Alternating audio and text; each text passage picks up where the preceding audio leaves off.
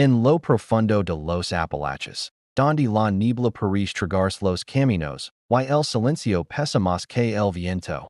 Existió una graña que ocultó uno de los crímenes familiares más perturbadores de la historia estadounidense. Allí vivía Delilah McKenna, una mujer que para el pequeño pueblo de Millbrook Hollow parecía una madre ejemplar, pero que detrás de puertas cerradas estaba construyendo algo mucho más oscuro que una simple vida rural. ¿Por qué? Que ocurre cuando una madre, cegada por una mezcla de fanatismo, duelo y obsesión, empieza a ver a sus propios hijos no como personas, sino como instrumentos? ¿Qué clase de terror puede florecer cuando nadie escucha los gritos? Cuando la comunidad confía ciegamente, y cuando la autoridad tarda demasiado en mirar donde debe? Lo que estás a punto de escuchar no es una leyenda. No es un mito local. Es un caso documentado, archivado, y silenciado durante décadas por lo espantoso que resultaba. Una historia donde cinco hijos crecieron atrapados entre obediencia, mito y un amor tan distorsionado que terminó convirtiéndose en una sentencia. Si este tipo de historias reales te impactan tanto como a nosotros, apóyanos con un like y suscribir para que podamos seguir investigando y narrando casos que muchos preferirían olvidar.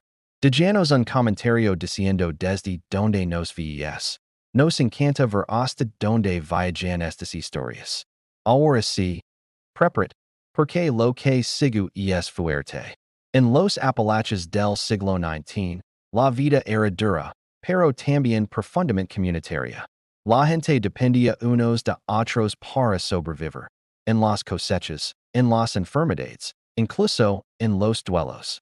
Por eso, cuando el 14 de octubre de 1884 la comunidad de Millbrook Hollow acompañó a Delilah McKenna frente a la tumba recién cavada de su esposo, nadie imaginaba que ese día sería el inicio silencioso de una tragedia que terminaría marcando la historia criminal del país. Nadie vio en aquella mujer vestida de negro, abrazada por sus cinco hijos, nada más que tristeza, vulnerabilidad y courage. De hecho, muchos la admiraron por la entereza con la que sostenía a los pequeños, como si ella en ese momento hubiera decidido cargar sola con todo aquello que la vida le arrebataba. Pero las apariencias, especialmente en comunidades aisladas, son fáciles de creer y difícilmente se cuestionan. Los diarios, cartas y registros que sobrevivieron muestran que, desde las primeras semanas después del funeral, algo dentro de Delilah comenzó a torcerse, casi imperceptiblemente al principio, como un leve cambio en la dirección del viento. Un giro emocional que, con el tiempo, terminó convirtiéndose en una obsesión peligrosa. Reverendo Isaiah Thompson, anfitrión espiritual del pueblo, fue el primero en sentir esa inquietud.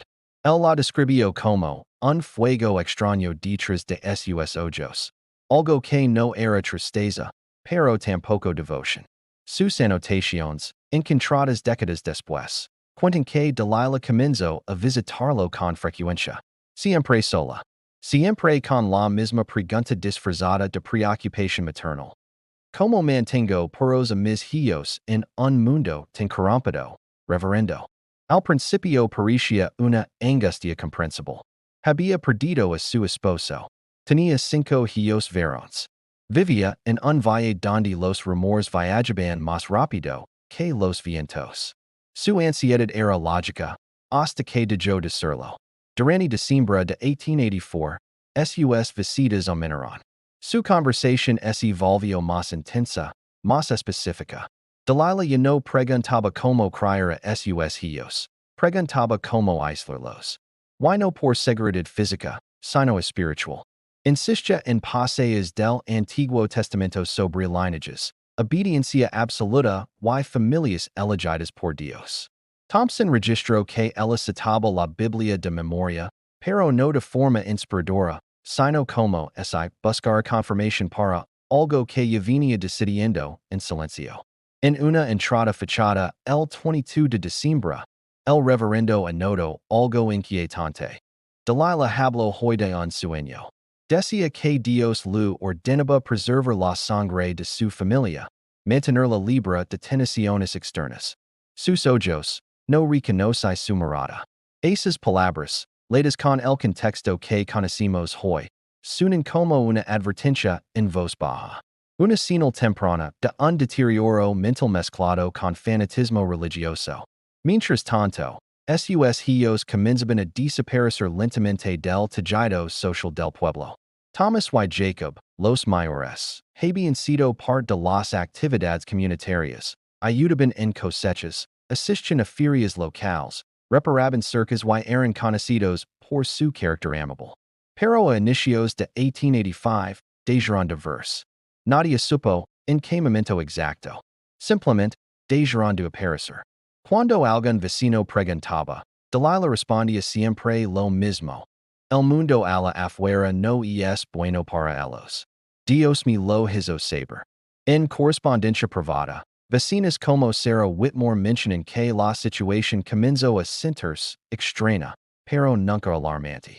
Después de todo, cada familia tenía su propia forma de lidiar con el dolor. Y una viuda decidía proteger a sus hijos del mundo exterior, quien era la comunidad para juzgarla, ¿verdad? Ese silencio social, que tal vez fue impaciencia o tal vez indiferencia, le regaló a Delilah el aislamiento perfecto. A partir de 1886, los registros del almacén del pueblo comienzan a cambiar. Delilah, que antes compraba lo justo para vivir, empezó a adquirir artículos que no tenían sentido para una granja común. Grandes cantidades de laudanum, instrumentos médicos, vendas, jeringas, cadenas pesadas, candados, e incluso herramientas de hierro diseñadas para manjar ganado. Cuando el tendero Daniel Hayes preguntó para qué necesitaba tanto material inusual, ella respondía con argumentos perfectamente creíbles, que uno de los muchachos tenía problemas para dormir, que necesitaba asegurar el establo, que estaba atendiendo pardos del ganado. Nada sonaba tan extraño como para sospechoar. Además, era una mujer sola. Nadie quería presionarla. Nadie imaginaba lo que estaba construyendo en realidad.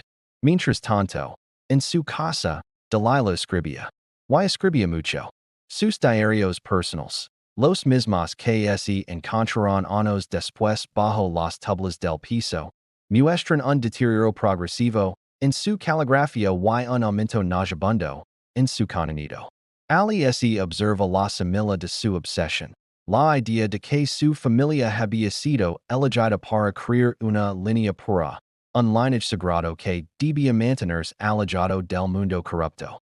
Y esa idea, repetida una y otra vez, se convirtió en la base de una lógica enfermiza en la que su rol de madre ya no era neutral, sino controller.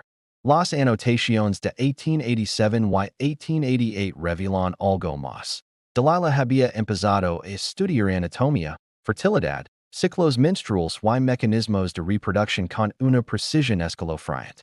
No tenía formación médica, pero tomaba notas, dibujaba diagramas y citaba fragmentos de manuales de partería. Su obsesión había adquirido forma. Tenía un propósito. Y ese propósito ya tenía nombre en sus escritos. El lineage perfecto. Para 1889, sus hijos ya casi no hablaban con nadie del pueblo.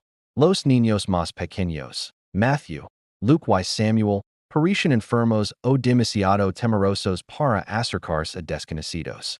Los mayores, Thomas y Jacob, trabajaban únicamente bajo la supervisión estricta de su madre. Ya no asistían a la iglesia. Ya no doblaban la cabeza ante el reverendo. Sus miradas estaban vacías, como si hubieran aprendido que cualquier gesto, incluso el más inocente, podía ser castigado en casa.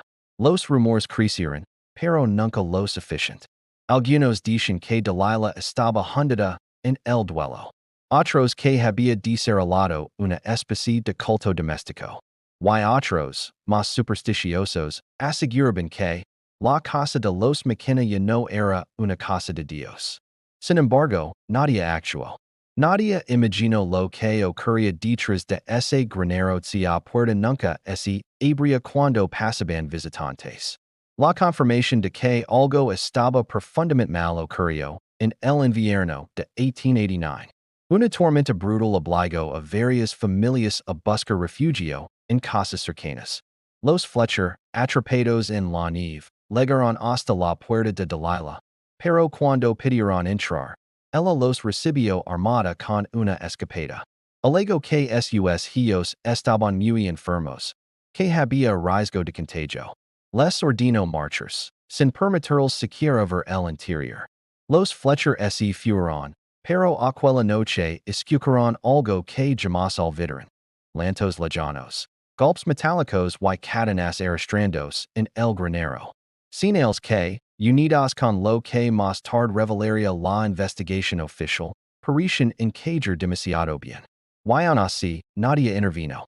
Mientras tanto, dentro de la casa, dentro del granero y dentro de la mente de Delilah, el plan estaba totalmente formado. Y los hijos, sus propios hijos, ya no eran niños, adolescentes o jóvenes que necesitaban orientación. Para ella se habían convertido en herramientas, en portadores de una misión divina que ella misma había inventado.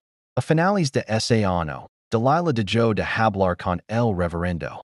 Enero de 1890 marca su última aparición pública.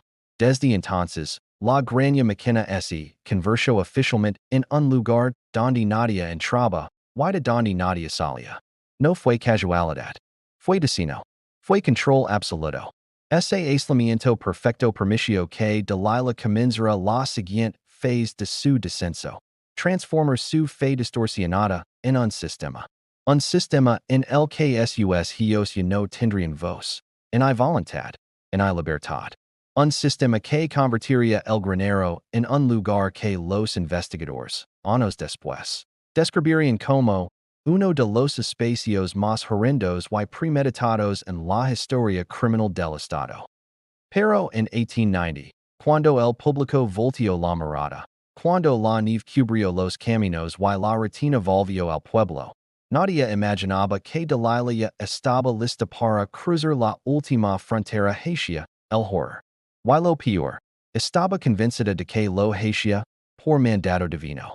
Para entender cómo una tragedia tan enorme pudo crecer durante años sin que nadie interviniera, hay que mirar más allá del horror y observar el contexto. Un pueblo aislado. Un valle donde la palabra de una viuda respetada pasaba más que cualquier sospecha. Y un tiempo en que la privacidad familiar era sagrada, casi intocable. Millbrook Hollow era ese tipo de lugar donde todos conocen la historia de todos, menos la verdad que importaba. En 1885 y 1886, la rutina parecía continuar con normalidad en el pueblo. Las iglesias seguían celebrando sus reuniones. Los mercados se abrían cada semana. Las familias compartían comidas comunitarias y los niños corrían entre los molinos de agua. Mientras tanto, la granja de los McKenna se iba convirtiendo en una burbuja impenetrable. A veces, un vecino veía a Delilah cruzar el camino hacia el mercado, siempre sola, con una expresión rígida que nadie se atrevía a interpretar. A veces, algún viajero notaba sombras moviéndose entre los árboles alrededor de la propiedad. Pero nada más. No había gritos audibles. No había denuncias. No había indicios sólidos de un crimen. Solo un silencio que, en retrospectiva, era demasiado perfecto. Una de las primeras señales que hoy nos parece evidente fueron las compras. Daniel Hayes, dueño del único almacén general del pueblo, llevaba un registro meticuloso de cada transacción: harina, grano, herramientas, medicinas. Lo que comenzó a llamar la atención no fue la cantidad, sino la naturaleza de los artículos que Delilah pedía. A partir de 1886, su lista seminal comenzó a incluir grandes cantidades de laudanum, uno de los sedantes más potentes de la época, vendas, desinfectantes, sogas gruesas, cadenas, candados y herramientas pesadas. Sobre todo cadenas. Hayes recordó más tarde que, cuando lo preguntó para qué necesitaba tantas, Delilah respondió con una sonrisa tranquila: mis muchachos son fuertes, señor Hayes. Los animales también. Y las tormentas no perdonan. La explicación era perfectamente razonable para la época. En las grandes montañosas, el ganado podía escaparse. Y asegurar puertas, corrales y establos era part rutinaria de la vida rural. Nadie cuestionó más ala. ¿Por qué lo harían? Delilah era una viuda joven con 5 hijos varones. La gente respetaba su esfuerzo. Y ella sabía cómo provocar eso. Pero en sus diarios, los que escribía escondida por las noches, esas cadenas tenían otro propósito, para mantener el orden. Escribió en febrero de 1887, para asegurar el lineage. Nadie podía saberlo, por supuesto. Pero si lo limos hoy, claramente ya estaba construyendo la infraestructura del horror. Mientras tanto, los McKenna desaparecen lentamente de la vida pública.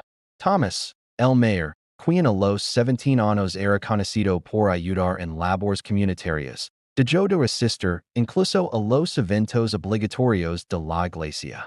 Jacob, que tocaba el violín en las reuniones locales, ya no lavaba el instrumento en ningún lado. Y los menores, Matthew, Luke y Samuel, parecían estar siempre enfermos, según Delilah. Cuando alguien preguntaba, ella tenía siempre una respuesta piadosa, llena de lástima maternal. Samuel tiene fiebre. Luke no puede caminar bien. Matthew necesita reposo. Y luego, como quisiera cerrar la conversación, añadía, Dios me pide que sueda de ellos. Yo sola. Esa frase se volvió tan repetitiva que muchos dejaron de hacer preguntas.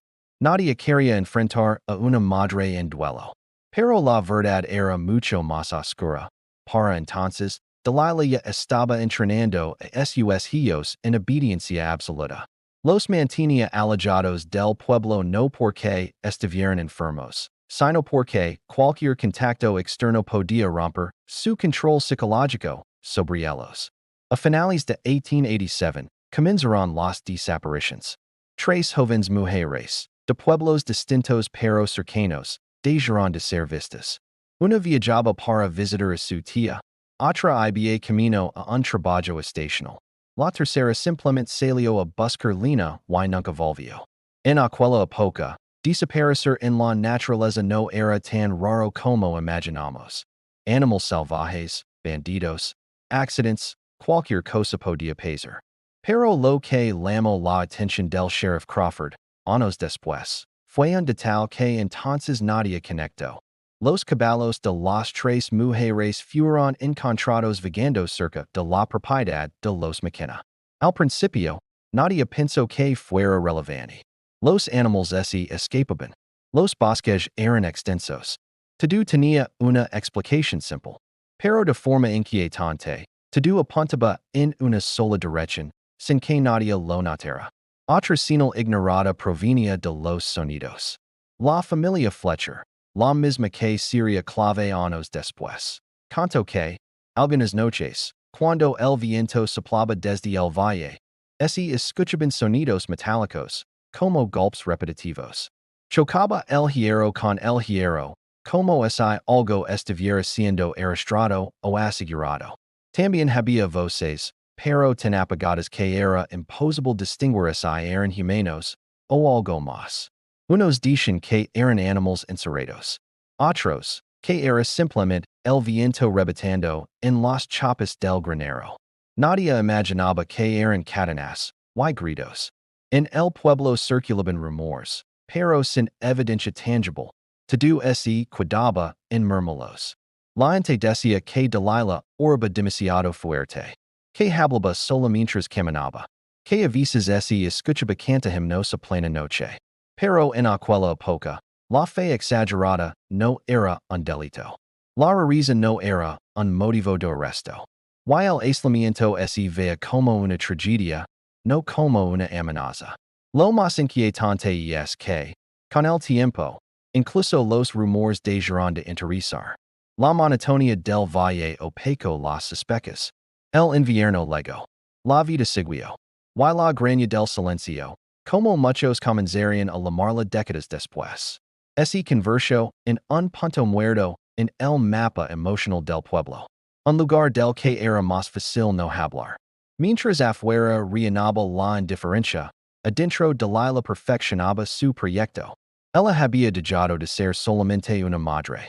En su mente, ya era una arquitecta divina. Una guía de un lineage que ella misma había inventado, construyendo su obsesión con cada página de sus diarios, que se volvían más desordenados, más delirantes y más firmes en la idea de que sus hijos no lo pertenecen como individuos, sino como herramientas para una misión. En 1888, comenzaron a legar objetos aún más específicos a la graña. Instrumentos de parto, bisturíes rudimentarios, tónicos para inducir o detener hemorragias. Se registraron pedidos por correo a través de catálogos que tardaban semanas en llegar, pero que ella pagaba en efectivo sin hacer preguntas. ¿Quién los entregaba? Carreteros que, sin imaginar nada, dejaban las calles en la entrada y seguían con su ruta. Para 1889, los cambios en la graña eran visibles, si uno se atrevía a observar. Ventanas tapiadas, cortinas gruesas que nunca se abrían, un granero cuyo interior jamás se veía, un jardín abandonado. Y los hijos, cada vez más pálidos, más delgados, más silenciosos. Algunas mujeres del pueblo, más sensibles a los matices, empezaron a sentirse incómodas. En cartas enviadas a familiares, mencionaban phrases como: los McKenna ya no son los mismos. Los muchachos parecen asustados. Esa casa tiene una energía pasada. No sé cómo explicarlo. La verdad es que muchos sí lo notaron. Pero nadie actuó. Tal vez por miedo. Tal vez por respeto. Tal vez porque la mente humana tiene una habilidad particular para ignorar lo que no puede comprender. Luego, en el invierno de 1889, ocurrió el incidente que hoy sabemos fue la primera gran alarma. Los Fletcher quedaron atrapados en una tormenta de nieve y buscaron refugio en la casa más cercana. Era la graña de los McKenna. La puerta se abrió apenas unos centímetros, lo suficiente para que Delilah asomara el rostro, iluminado solo por una vela. Sus ojos estaban desorbitados, como si llevara días sin dormir. Cuando le dijeron que necesitaban resguardarse, ella negó con la cabeza y levantó la escopeta. No pueden entrar. Los muchachos están enfermos. Podrían contagiarlos. La puerta se cerró de golpe. En otra casa, esa explicación habría generado compasión. Pero los Fletcher lo recordaron como algo más. Como un rechazo cargado de miedo. Como si Delilah tuviera terror a que alguien cruzara ese umbral. Esa noche se refugiaron en un cobertizo improvisado unos metros más abajo del camino.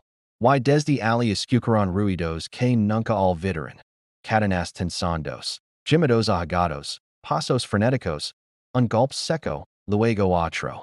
Algo estaba ocurriendo dentro del granero, y aunque los Fletcher no podían verlo, sintieron que estaban presenciando, sin querer, un secreto atroz.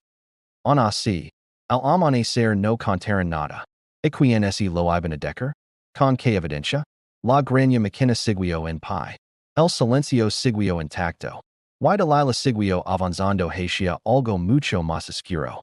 En 1890, la familia desapareció definitivamente de la vista pública.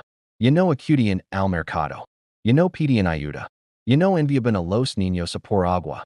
Delilah había logrado lo que quería. Un aislamiento total.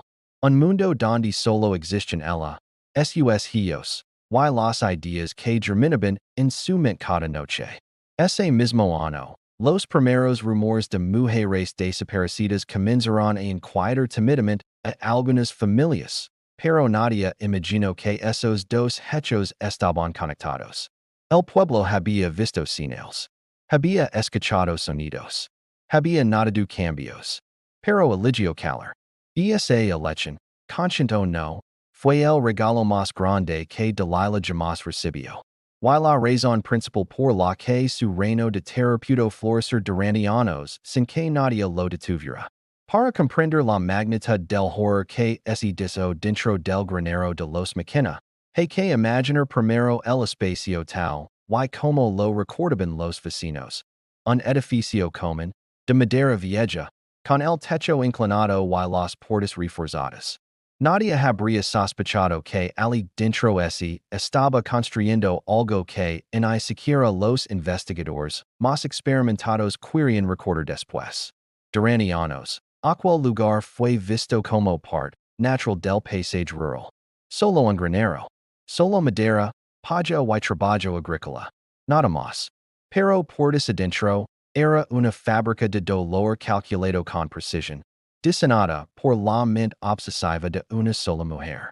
Según los diarios de Delilah, descubiertos en el registro de 1899, su programa empezó como una idea nebulosa inspirada en pasajes bíblicos.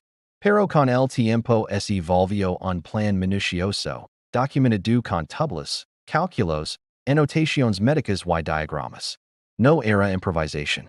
Era una estructura. A inicios de 1890, Delilah comenzó a modificar el granero. Lo primero que hizo fue desmantelar los establos, retirar el farraje, abrir huecos en el suelo y reforzar las paredes con tablones gruesos. Los hijos mayores, Thomas y Jacob, cargaban madera, herramientas y cadenas bajo supervisión estricta. Los vecinos los ven trabajar desde la distancia y pensaban que se trataba de una remodelación del establo o de un nuevo proyecto agrícola. Pero lo que construían no tenía nada que ver con animals. Cada modificación tenía un propósito oculto. Cada tabla, cada clavo, cada cadena era un paso más hacia un sistema que ningún ser humano debería haber diseñado jamás. Los registros policiales describen el interior del granero, años después, como un laberinto de compartimentos. 8 cubículos separados por paredes altas, cada uno con una puerta reforzada y un pequeño ventanuco apenas del tamaño de una mano. Allí dentro, el aire era denso, cargado de humedad, encierro y desesperación. El olor que encontraron los agentes, mucho después de que todo terminara, era una mezcla imborrable de sedantes, óxido, sudor y sangre. El centro del granero contenía la pieza más perturbadora del sistema. Una mesa de madera gruesa, elevada y rodeada de instrumentos quirúrgicos rudimentarios. La llamaban la mesa. Delilah la identificaba en sus escritos como el altar de la pureza. Los agentes, incapaces de describirla sin sentir náuseas, anotaron simplemente que era un instrumento de control. Delilah registraba cada aspecto de su programa en un conjunto de libritas que firmaba con su letra cada vez más temblorosa, gráficas de ciclos menstruales, registros de peso y estado físico, entradas sobre compatibilidad genética, intentos y fallos, nacimientos, muertes, esa palabra, muertes, aparicia descrita con frialdad, sin emoción, sin duda, sin vacilación. Para ella, no eran personas. Eran países de un sistema que debía funcionar a toda costa. Cuando comenzó a secuestrar mujeres, las primeras víctimas fueron engañadas. Les ofrecía trabajo, comida, refugio. Algunas venían solas. Otras pasaban por la zona y aceptaban ayuda.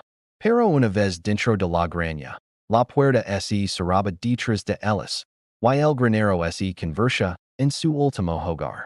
Las víctimas eran drogadas con laudanum, que Delilah compraba en cantidades sospechosas, y trasladadas a los compartimentos reforzados. Ali iniciaba para ellas un ciclo que era parte del programa. Cada una estaba numerada en los registros. No por nombre, no por origen. Solo un número, una descripción física y una anotación. Apta, no apta, resistencia alta, sometida, inservible. La frialdad de esos términos dejó sin palabras a los investigadores. Pero lo más devastador era como involucraba a sus hijos. Los hijos, que crecieron aterrorizados por su madre, fueron obligados a participar sin posibilidad de negarse. Para Delilah, ellos eran los portadores del lineage. En sus diarios, repetía una y otra vez que Dios se lo había ordenado. Que el mundo estaba corrupto. que la única forma de preservar la pureza era a través de su propio hogar. Los hijos eran víctimas atrapadas en la paradoja más cruel. Sis negaban. Ella los golpeaba, los drogaba o los encadenaba. Si obedecían, se convertían en instrumentos de algo que los destruía emocionalmente. Ninguno era libre. Ninguno quería estar allí. Pero todos estaban atrapados en una jaula sin salida. Los investigadores encontraron pruebas claras de que Delilah utilizaba manipulación psicológica extrema para mantener los obedientes. Amenazas constantes de muerte. Frases religiosas cuidadosamente retorcidas. Privación de sueño. Hambre intencional. Castigos físicos severos. Separación entre los hermanos para evitar que se organizaran. Thomas y Jacob, los mayores, fueron los más tenados. Matthew y Luke vivían en terror constante. Y el pequeño Samuel, apenas un niño, era tratado como un recurso futuro, un último pilar del lineage, según las notas de Delilah. El uso del Granero como centro de operaciones se hizo más evidente con el tiempo. No era un espacio improvisado. Tenía barras de hierro falladas con precisión, mecanismos de cierre diseñados específicamente, ganchos en las paredes, restricciones adaptadas al tamaño humano, herramientas quirúrgicas, y jeringas con restos de sedantes. Los análisis posteriores confirmaron que había restos de sangre humana en casi todas las superficies, incluso en el techo. Una de las notas más perturbadoras de Delilah decía: si quiero que este lineage sobreviva, debo controlar cada variable. Esa frase, según el sheriff Crawford, fue el reflejo perfecto de su mentalidad. No era un crimen pasional, ni un arranque de locura espontáneo. Era un sistema, una rutina, un proyecto. Las mujeres eran sometidas a un ciclo de abuso que incluía sedación, inmovilización, exámenes forzados y, finalmente, el propósito central de su programa. Algunas sobrevivían durante meses. Otras morían por infecciones, hemorragias o desnutrición. Todas estaban registradas en las libretas de Delilah con una precisión que parecía más propia de un científico que de una madre. Una mujer anotaba cada detalle, y luego escribía himnos religiosos al margen. Un contraste que los peritos describieron como psicóticamente consciente. La comunidad seguía sin saber nada. Pero los hijos, en cambio, los sabían todo. Vivían con el peso de sus actos forzados y la culpa insoportable de no poder escapar. En sus diarios personales, encontrados ocultos bajo tablas del suelo, describían el sonido de los gritos, el olor insoportable, las noches en que rezaban para morir antes de seguir obedeciendo.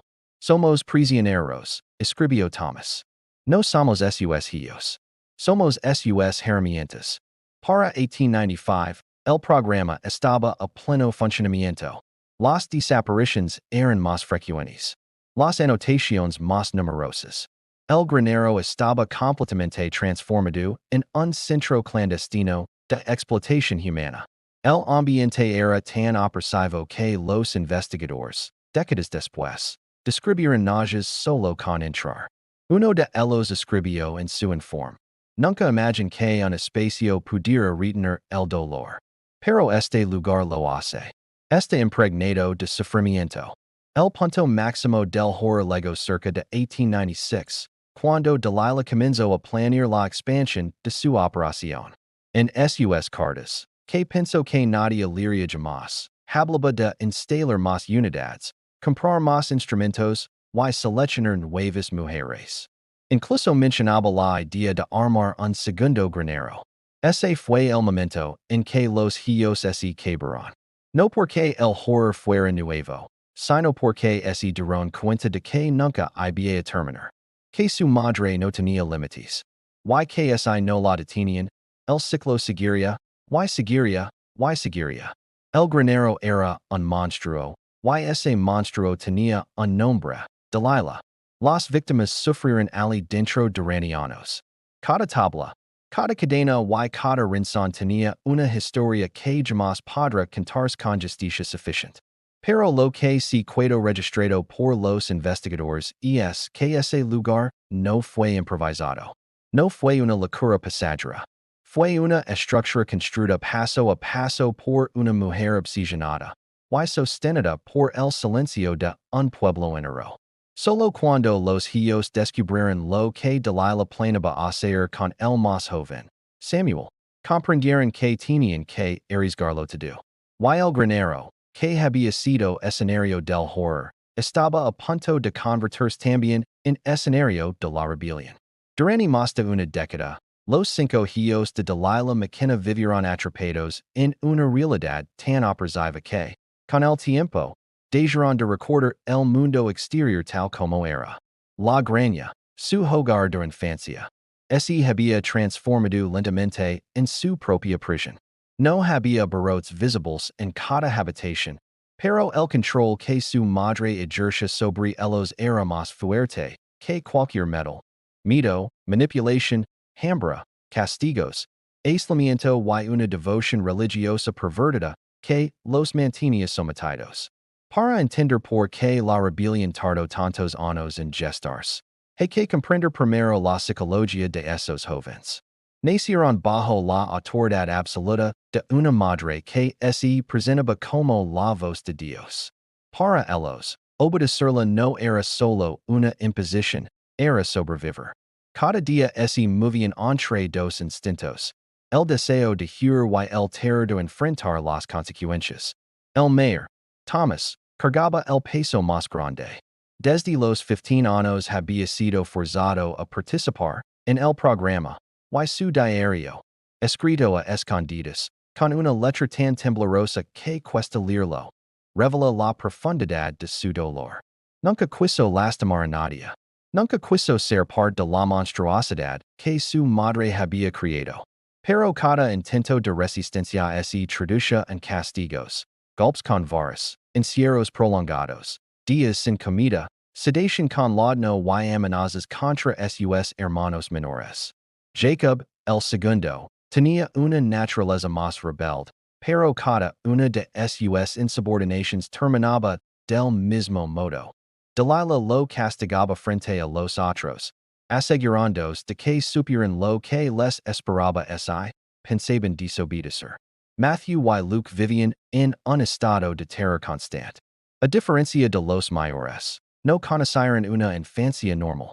Para ellos, el Granero siempre había sido un lugar prohibido, oscuro y cargado de gritos que no entendían hasta que fueron mayores.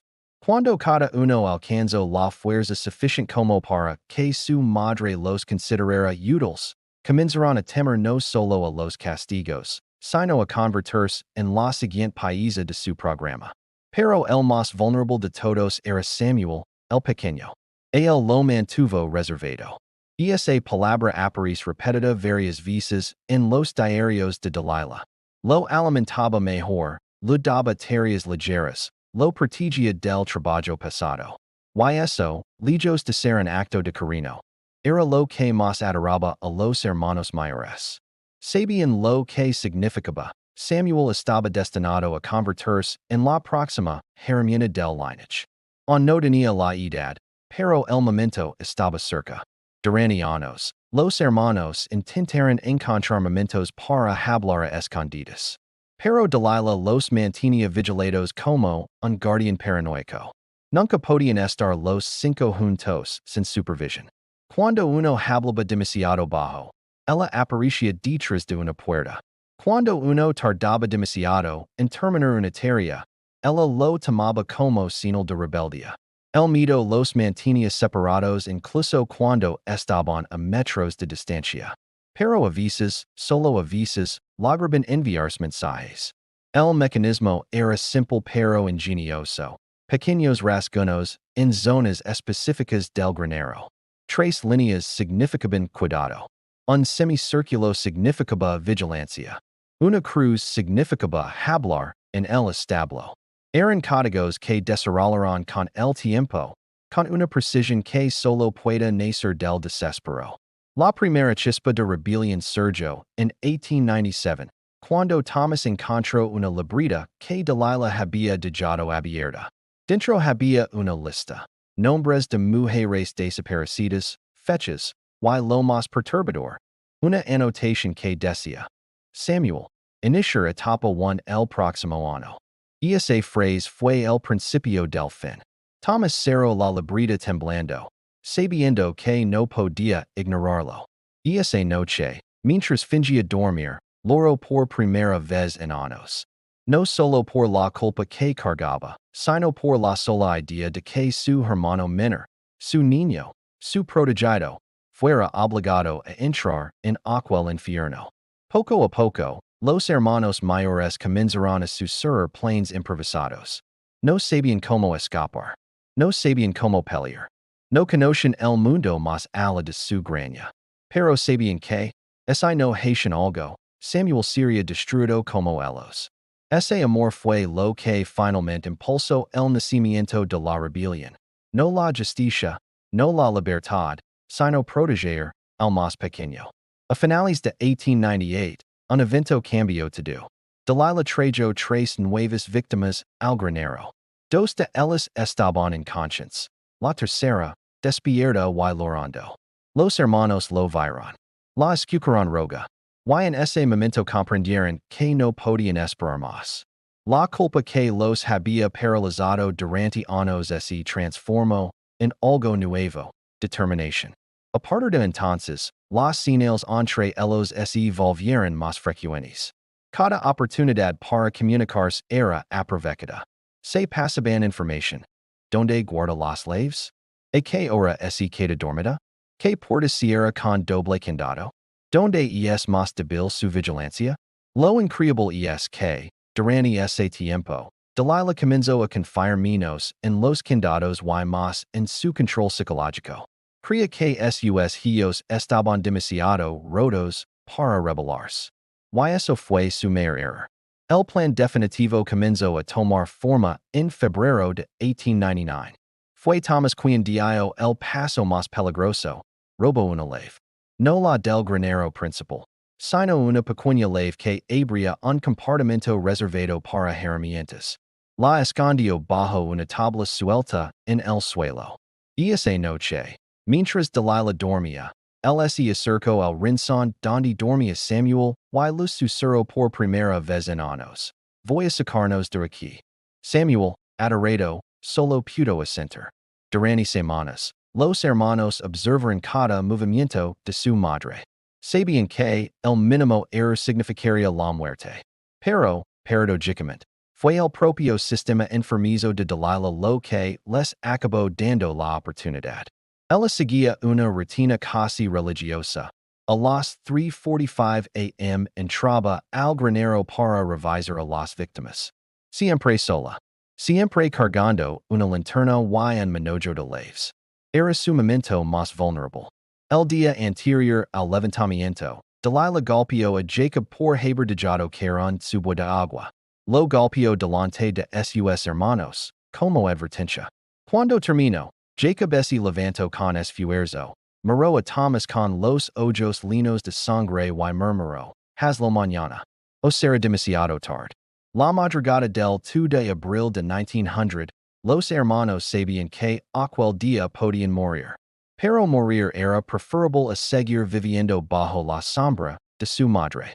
A las 3:40 a.m., Thomas liberó silenciosamente las cadenas de sus hermanos, una por una. La llave talada, una improvisación hecha con madera, metal y desesperación, funcionó. Esa fue la primera señal de que quizás, solo quizás, el destino estaba de su lado. Cuando Delilah entró al granero a las 3:47, como siempre, no notó nada extraño. Caminó directamente hacia los cubículos, cargando su farol. Y entonces, la rutina se rompió. Thomas surgió desde la oscuridad y la seguido por detrás. Jacob y Matthew la desarmaron. Luke aseguró sus manos con las mismas cadenas que ella había usado tantas veces.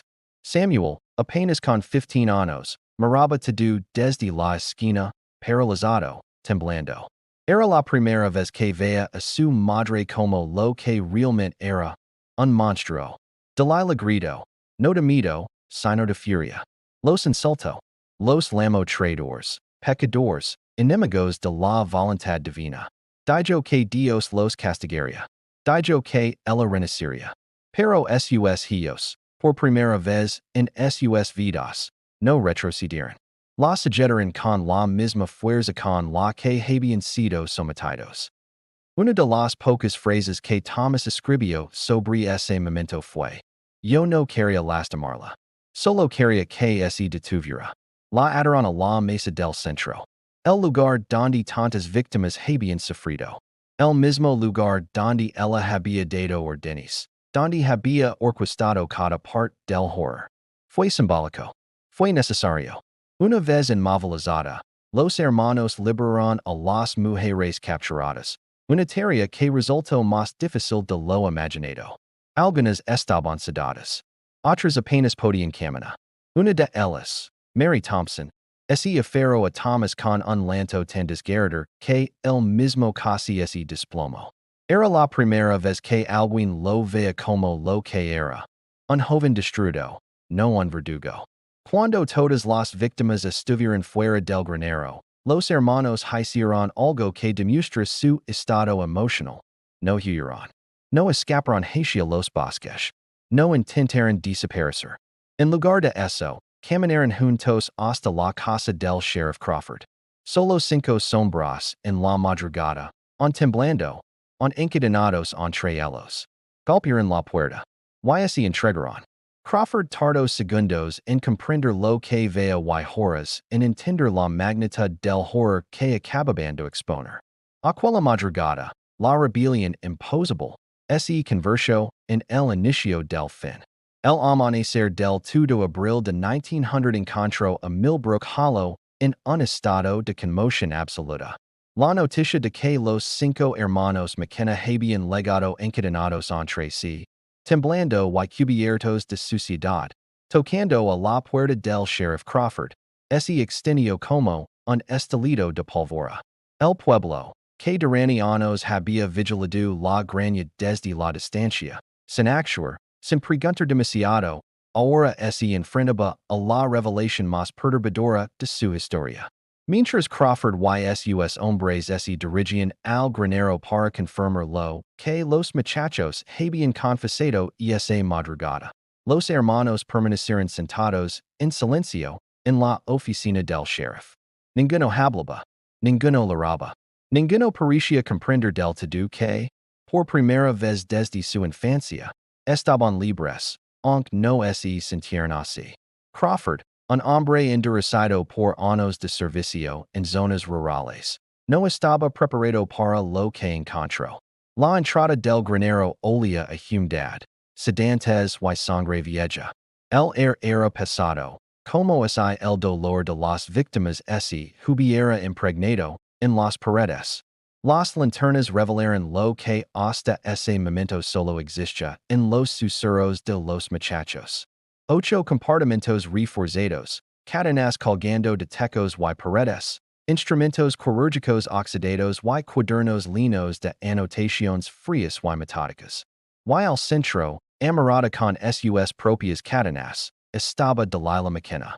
Despierta. Intentando liberarse. Murmurando palabras que el sheriff recordaría por el resto de su vida. Dios me dijo que lo hiciera. Soy su instrumento. Mis hijos me traicionaron. La pureza no puede romperse.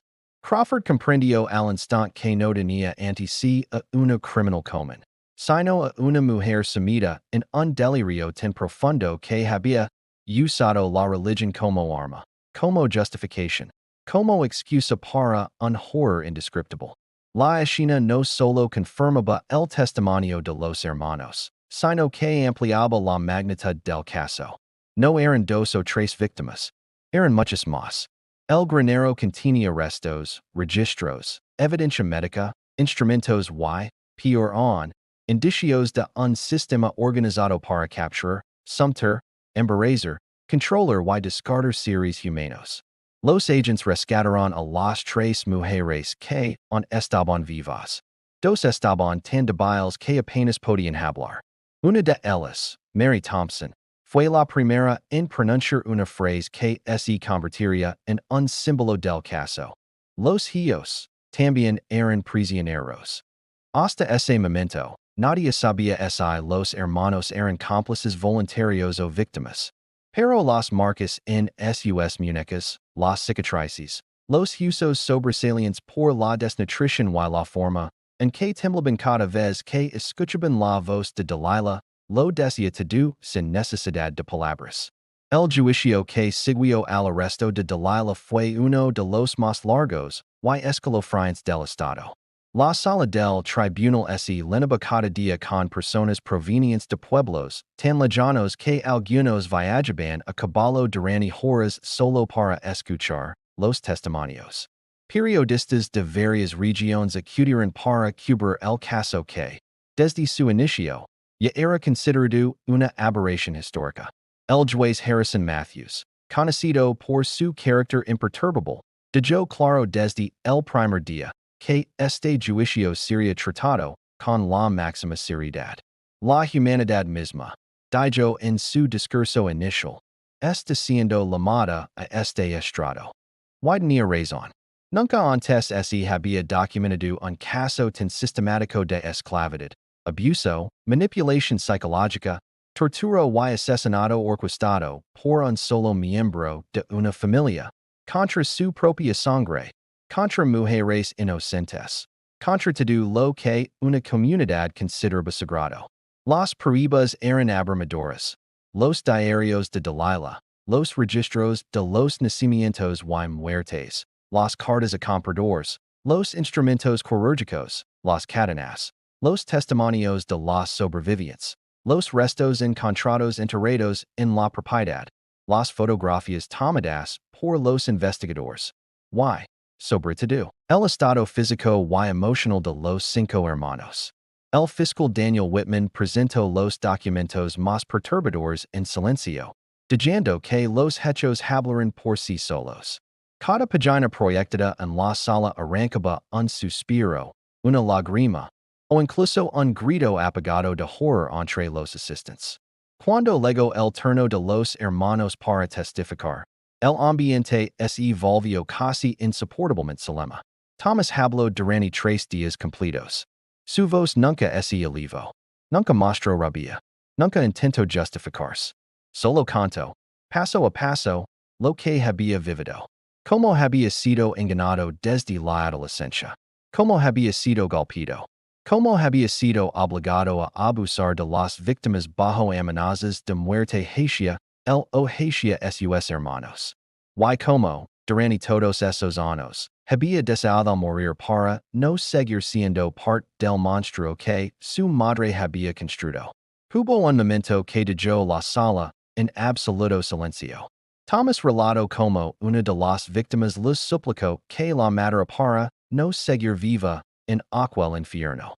Y él, llorando, dijo, yo no podía salvarla. Yo tampoco era libre. Ese fue el instante en que los periódicos dejaron de llamarlos los hijos monstruos y comenzaron a usar otra expresión, los hijos cautivos. Delilah, por su parte, se veía extrañamente tranquila durante el juicio. Nunca mostró culpa. Nunca lloró. Nunca negó los hechos. Insistió en que era la elegida. Que Dios la había guiado. Que las mujeres habían sido sacrificios necesarios. Y que sus hijos habían sido instrumentos sagrados. Su testimonio no solo horrorizó a la corte, sino que la condenó públicamente. Lo más perturbador fue su mirada, según los que estuvieron allí. Vacía y encendida al mismo tiempo. Una mirada que no mostraba humanidad.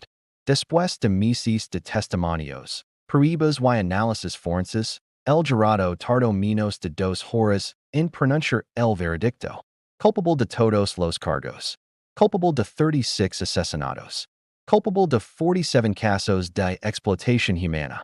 Culpable de secuestro, tortura, tráfico, coerción, abuso sexual y delitos que no existen en la legislación pero que tuvieron que ser creados para abarcar la magnitud de sus actos. Fue sentenciada a morir en la horca. Los hermanos, en cambio, fueron liberados. La corte los declaró víctimas, no cómplices. La evidencia física, psicológica y testimonial demostraba que habían vivido bajo coerción absoluta desde la infancia. Al escuchar la sentencia, Thomas cayó de rodillas y comenzó a llorar por primera vez desde la rebelión.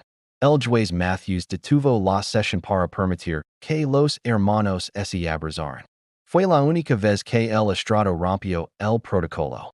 La ejecución de Delilah McKenna se llevó a cabo en diciembre de 1901. A diferencia de muchos criminales que enfrentan la muerte con miedo, Delilah subió al patíbulo con la cabeza en alto. Miró al cielo. Murmuró una oración. Luego dijo en voz alta, mi obra no morirá. Dios lo quiso. El verdugo tiró de la palanca. Y así terminó la vida de uno de los personajes más siniestros de la historia rural estadounidense. La historia no termina ahí. El caso McKenna cambió leyes. Reformó protocolos. Inspiró movimientos de protección infantil. Impulsó a las autoridades rurales a establecer controls más estrictos en zonas aisladas donde los crímenes podían ocultarse fácilmente. Las víctimas sobrevivientes fueron atendidas por organizaciones de caridad y, según los registros, algunas lograron rehacer su vida, aunque ninguna pudo olvidar. Los hermanos siguieron caminos distintos. Thomas y Jacob se mudaron lejos del estado, buscando comenzar de nuevo. Matthew y Luke vivieron bajo identidades protegidas. Samuel, el más joven, fue adoptado por una familia que jamás lo contó a nadie quien había sido. En los archivos del estado, el caso McKenna continúa siendo uno de los expedientes más consultados por historiadores, criminólogos y expertos en sectas familiares. No por morbo, sino por la complejidad del fenómeno. Como la mezcla de aislamiento, duelo, fanatismo y control absoluto puede crear una sombra tan profunda que envuelva, incluso a quienes deberían haber sido las primeras víctimas protegidas, los Hijos. Hoy, la granja ya no existe. El Granero fue demolido. El terreno se vendió. Pero la historia persiste. ¿Por qué? En el fondo, el caso McKenna no solo habla de la maldad de una mujer. Habla del silencio que la rodeó. De la indiferencia que permitió que creciera. Y del costo inimaginable de no actuar a tiempo. SAES, el legado final. Una advertencia eterna sobre lo que ocurre cuando una comunidad mira hacia otro lado, mientras el horror crece en su propio patio.